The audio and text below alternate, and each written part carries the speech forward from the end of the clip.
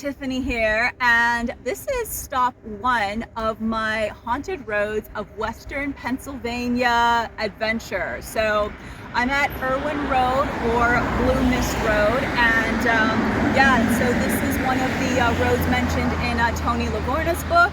And so I am actually here with my friend Matt, who's behind the camera, and we're going to venture down this road and talk a little bit about it and walk until we cannot walk anymore. So, all right, so come with us, and we're gonna have a good time. Now, as I said, this is the start of my Haunted Roads of Western Pennsylvania adventures, inspired by the Thomas White and Tony Lavorgne book, and I have done an interview with Tony Lavorgne on my podcast, so please check that out. But this will very likely not be the only trip to Blue Mist Road or Irwin Road, as there is so much to see and find here. But I figured this would also be a very good place to start my Haunted Roads adventures.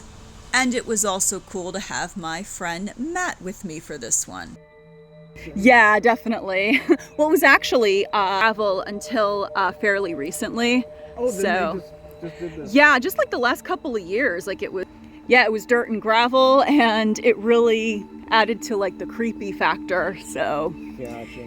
yeah, but the reason it's called Blue Mist Road is because when the weather is like at a certain temperature, there has been a mist that's like actually like a blue tint that rises up from the road. Yeah. So, and it gives like a very, as you can imagine, a very creepy, That would be nice to see. eerie feel to it.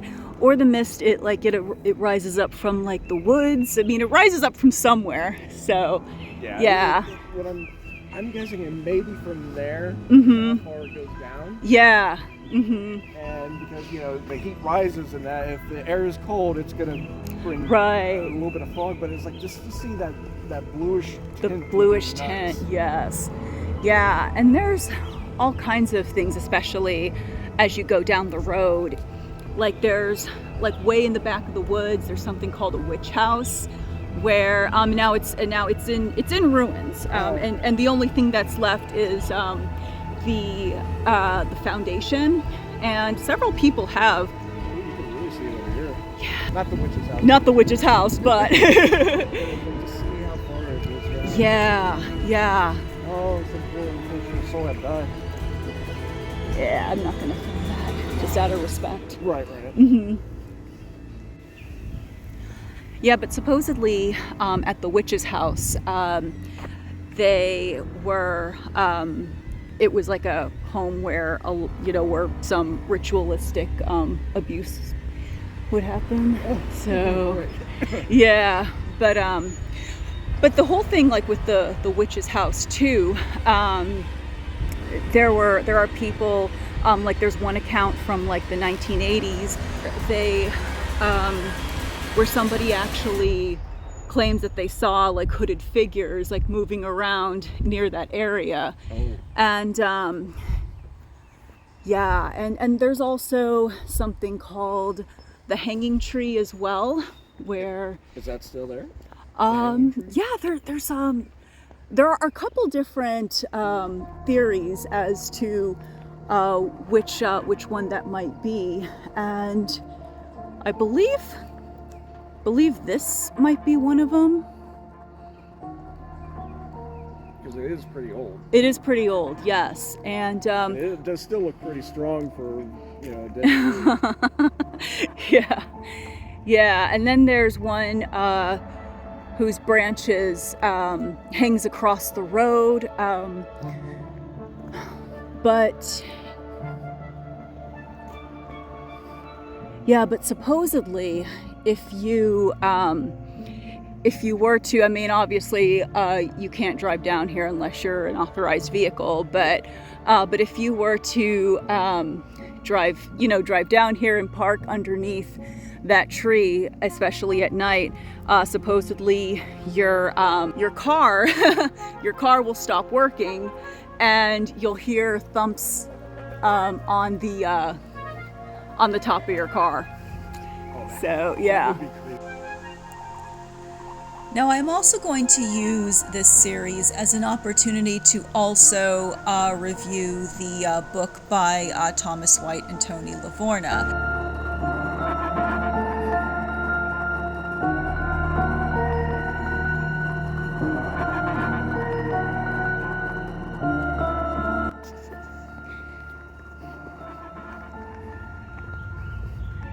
Yeah, there's a few trees whose branches kind of stretch across the road, so that could be a potential candidate, you know.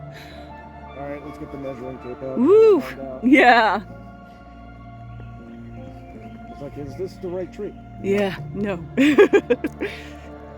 Yeah. Yeah.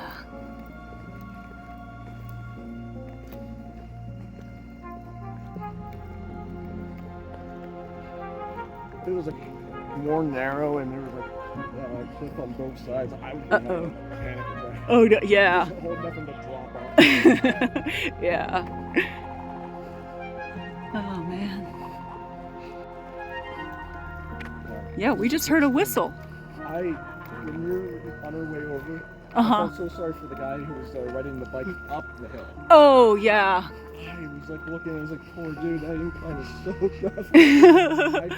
I felt his legs. Oh my gosh. Oh, yeah. It's a possible candidate there? Maybe. Don't park your car under that.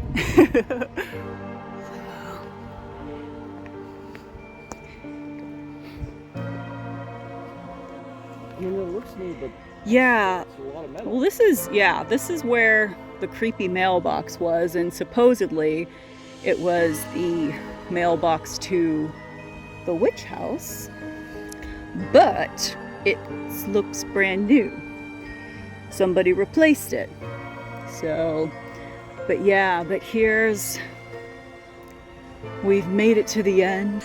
In this book, especially in the Blue Mist Road segment, they do get into a lot of detail behind the urban legends, including the hanging tree, the witch house, as well as some creatures that tend to run up and down the road at night, and what exactly is behind the blue mist that tends to rise up from the road or rise up from the forest during certain types of weather. Now, of course, as Matt explained earlier, there are certain scientific explanations for the blue mist. However, it is still fun to explore that urban legend, as well as the other legends that surround Irwin Road. Some of these do include, as we've been mentioning, the witch house, also the hanging tree, and then there's also, supposedly, a hoof print or two left by a certain horned creature said to run up and down the road at night. Then there's also the kissing tombstones, which I have been to and have done a video on. And then there's also the haunted well. And as we walk up and down this road, who knows what else we might find? Perhaps something else other than the legends that we have so often heard of.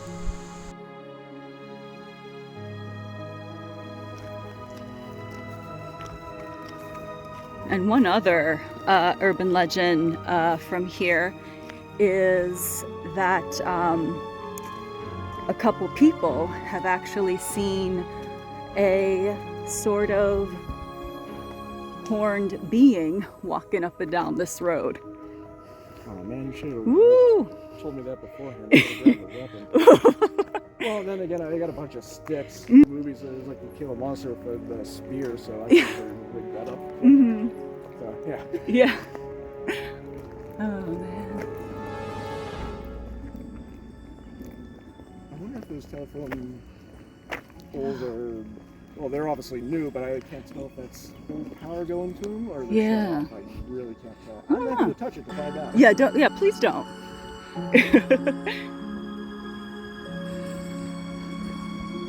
It's fine. If they let you through, I'll walk it off.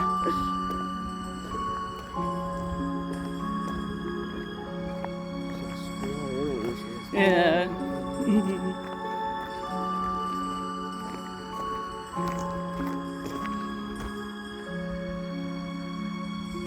Yeah, look at that. And that actually looks like one of the ones that Tony took a photo of. So, yeah. Yeah. What's back here?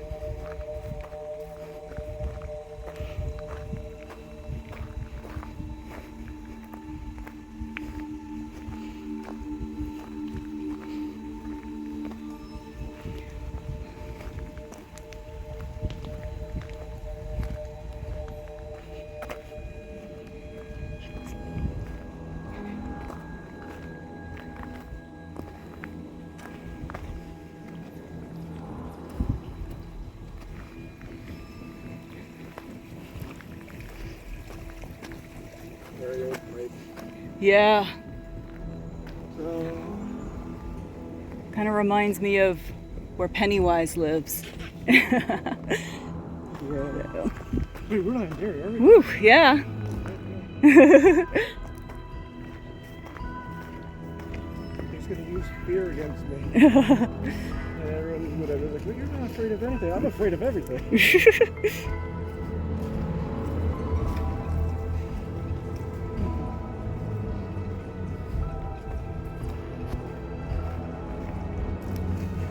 Yeah, but if we don't find it today, I may come back with one of my friends who had That's been here and have seen it and explored it.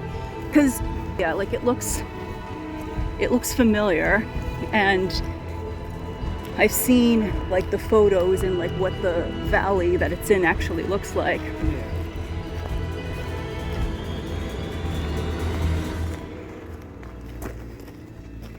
A little bit more, and then Funny. yeah, then we'll head back. Yeah. Because I was like, man, I didn't realize it was this far in. Yeah. Although this is the furthest I've ventured into Blue Mist Road. Yeah. Mm-hmm.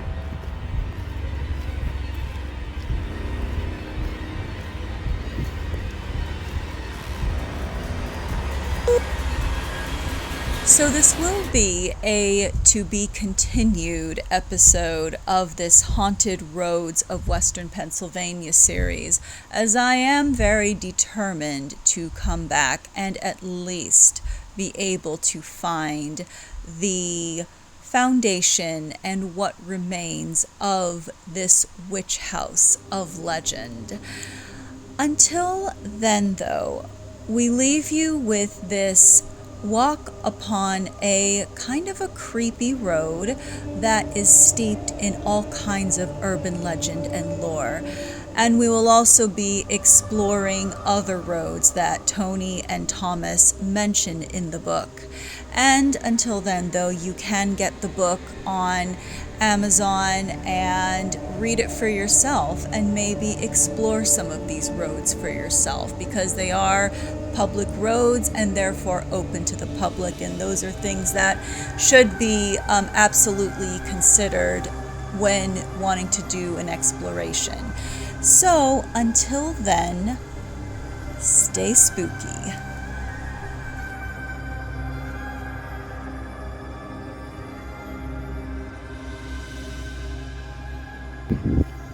Yeah, we ventured pretty far down and couldn't find the foundation. However, all is not lost, because I may actually ask some of my researcher friends that have been down this way to maybe come back here with me. So yeah, but still, we had fun. Yeah. And it's still a creepy road nonetheless. So yes. Especially it's like it starts nice. And yeah. Then it gets less paved, and now we are between a mix of gravel and rocks. Yeah. I'm surprised we are not sinking down, honestly. Okay, but we are headed back up to our vehicles, so. But it was a fun adventure. Yes. Yeah. And it's the furthest I've ever gone down Irwin Road, or Blue Mist Road. So, Until the next one. Until the next one, yes.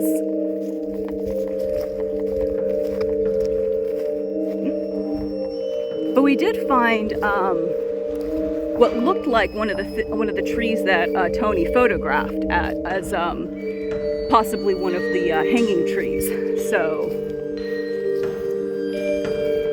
yeah. But yes, we are headed back up to our vehicles, so stay safe, stay fierce, stay spooky.